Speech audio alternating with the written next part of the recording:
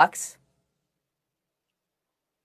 No, I don't think he's going to be responsible for his success or his failures. I think that, listen, Tom Brady definitely advocated for Antonio Brown being with Tampa Bay. You remember Bruce Arians was the same guy that said that Antonio Brown, he didn't see Antonio Brown being in this organization. So there's no question who advocated for Antonio Brown being with the team.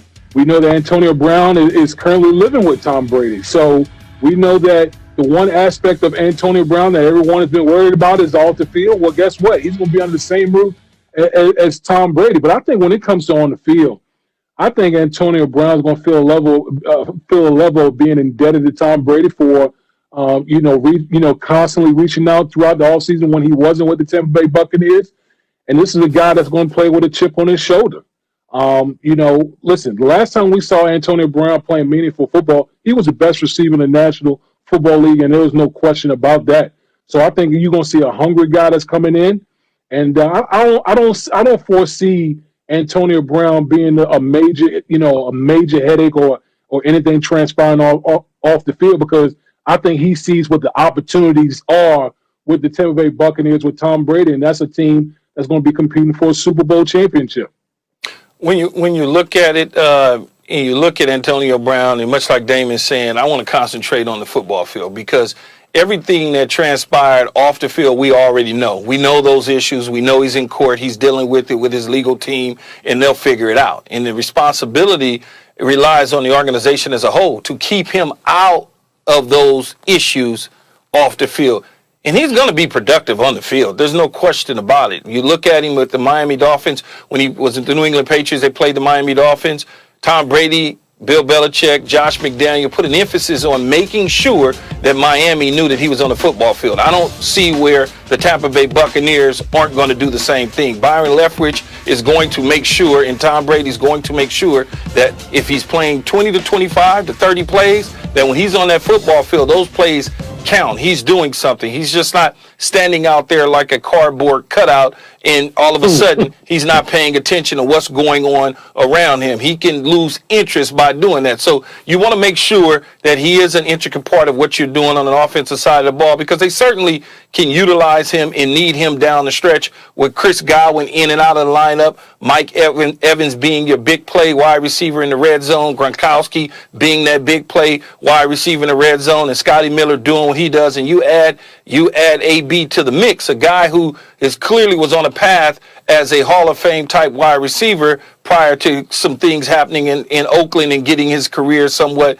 derailed. Now is back on track. If you go back and you look at Pittsburgh, when Bruce Arians had him in Pittsburgh, Bruce didn't coach him on the offensive side of the ball. He was primarily a special teams player. He didn't become a real viable receiver for the Pittsburgh Steelers until Todd Haley took over. But Bruce knows him enough and knows the people in the Pittsburgh organization to understand who Antonio Brown is. And I think Antonio realizes the mistakes that he's made, and he can't cost himself and do those things anymore, or he will be completely out of the NFL this time around.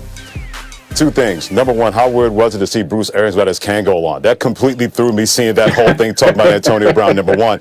Number two, I don't know what was a better selling job. Tom Brady convincing Bruce Arians that Antonio Brown should join his football team, or selling Mrs. Tom Brady that Antonio Brown's going to be aboard in the Brady household. So Tom Brady's got that kind of show to make that work. I think he's completely responsible for AB's success or failure, because Tom Brady has let it be known we have the kind of football team right now that we can go get it in the NFC. We got a bunch of filthy McNasties on defense led by David and also Devin White, the outstanding linebackers. But now we need to relieve some pressure on Mike Evans and Rob Gronkowski, and as well as Tom Brady. You bring in Antonio Brown. I don't know what his pitch count is going to be, but it's going to be sufficient enough that the Saints are going to have to honor him when he's on that football field. And Keyshawn, you're exactly right. We know exactly what's gone on in the past with Antonio Brown. That doesn't mean that that's not going to be a storyline that people are going to watch, especially in the locker room of the Tampa Bay Buccaneers. You can have Tom Brady speak up for you. You can have Russell Wilson speak up for you in Seattle. The same thing Lamar Jackson, Baltimore, speaking up for Antonio Brown. But until you're actually around that guy in the locker room, there's always going to be kind of, okay, we know he can play, but will he go off the rails and will he derail what we're trying to do here in Tampa Bay?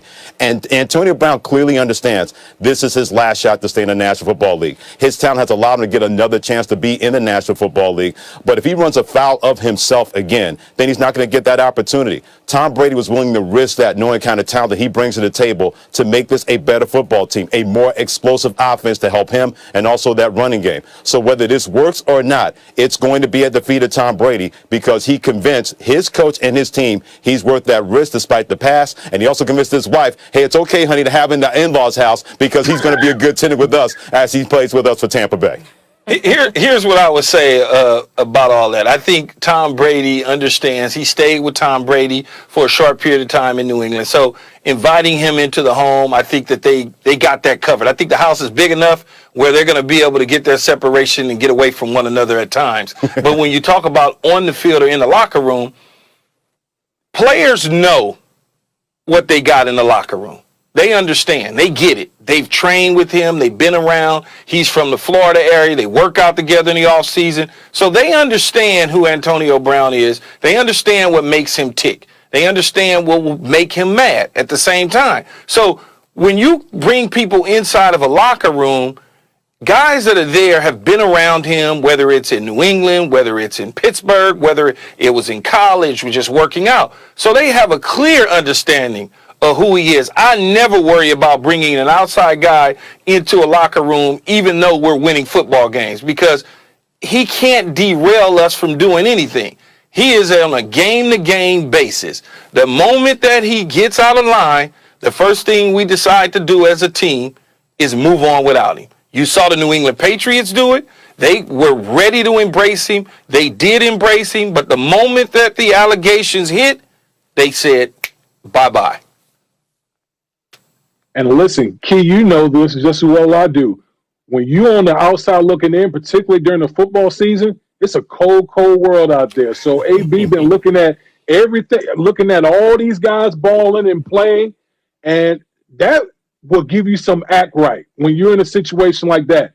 So AB coming to Tampa, right up the road from where he's from, where he lives at, this is a prime opportunity. And to be reunited with Tom Brady, I mean, what more could you ask for if you're Antonio Brown? That's why I don't worry about the off the field. Okay? A guy like Antonio Brown has been humbled. He's been humbled by sitting on the outside, sitting on the couch, watching TV as all these other guys have been playing football games. Now he has the opportunity to play on the field. Guarantee he's ready to show up and show out for the Tampa Bay Buccaneers. Well, D. Wynn and Keyshawn, I hope you gentlemen are extremely right because I think you two can agree with me on this.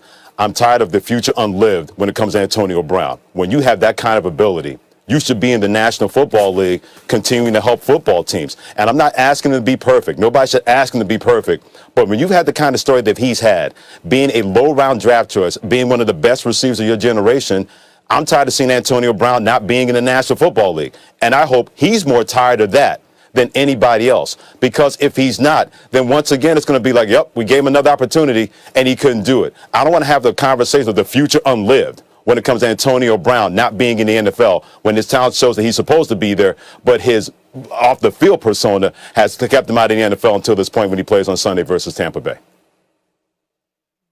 Well, this is definitely a huge opportunity for Antonio Brown. He's a 7-time Pro Bowler, over 11,000 yards receiving, 75 touchdown receptions in his 10-year career. So it is his opportunity to lose. He knows better than to squander it. You do not disrespect the Bucs this time.